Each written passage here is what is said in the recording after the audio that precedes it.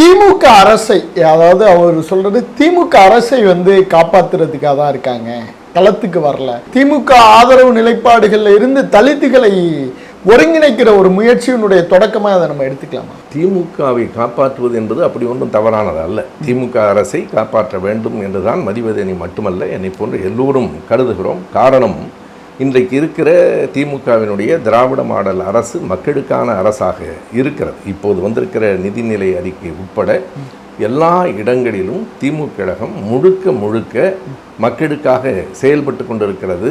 எனவே அதனை நாங்கள் ஆதரிக்கிறோம். ஆனால் நீங்கள் அடுத்து ஒரு கேள்வி கேட்கிறீர்கள், திமுக அரசுக்கு எதிராக இப்போது ஒரு அணி சேர்க்கப்படுகிறதா என்று. அது பற்றி எனக்கு தெரியாது. அப்படி சேர்க்கப்படுமானால் அது அறம் இல்லை என்று நான் குறிப்பிட விரும்புகிறேன். அந்த சொல்லையே பயன்படுத்துகிறேன். அது அறம் இல்லை.